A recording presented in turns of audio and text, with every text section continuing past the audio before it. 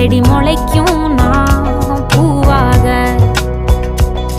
வெயில் அடிக்கும் நாள் வரைக்கும் கொடை பிடிப்பேன் தாயாக.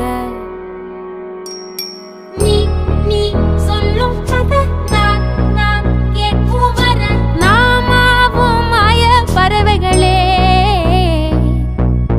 தென்கிழக்கு தேன் சிட்டு செம்பருத்தி பூ